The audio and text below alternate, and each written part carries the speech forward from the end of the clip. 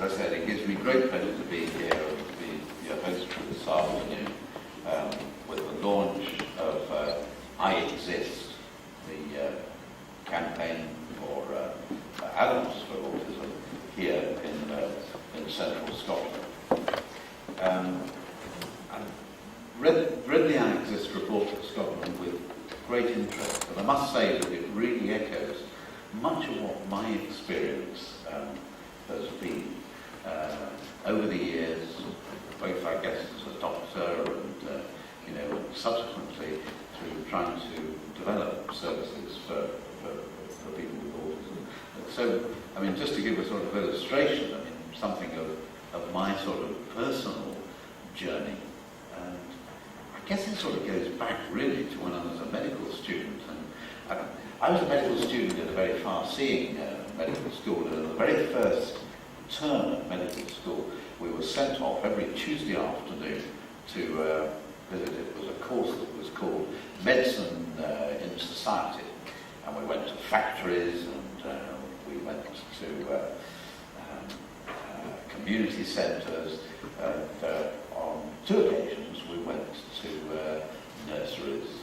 for children with what we now call additional support needs. And I can remember being struck in the very first few days, I suppose the first few weeks of being a medical student, by these children that I saw there, and the staff said, well, this child's got autism. And really, I guess that even at that stage, the staff in the unit that we were talking about didn't really understand what it was that they were talking about. They didn't understand what the nature of the problem was with these children that they were looking after. And I think now that over the intervening years, actually what an enormous change there has been in our understanding. That applies for children. Much of my work is with children. But in some ways, I think that in terms of our understanding about autism in adults, we're still far, far behind. And this report, I think, goes a great deal, goes a very long way to try and sort of develop some of our thinking about the way in which we need to be developing services for adults. I don't think you've got to go very far back in time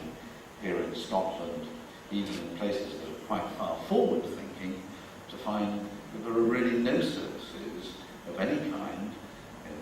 the health service or dedicated services in the local authorities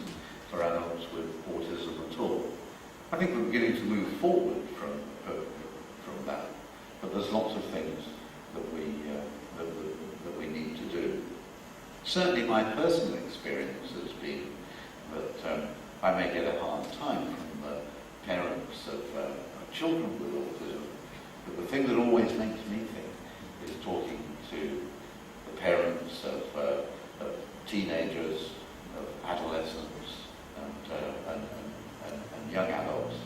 and how, like so many children with additional support needs, they come to the end of our education system, where they've got not only school, but they've also got dedicated social work, they've got developmental paediatricians who understand the way in which autism fits into that, and then pop out the other side into adult services who have got very little by way of dedicated services for them. So there are lots of things that are in this report, and I hope that all of you take the opportunity to read this, and I know that many of us will be trying to work hard to try and make a reality of what's suggested in this.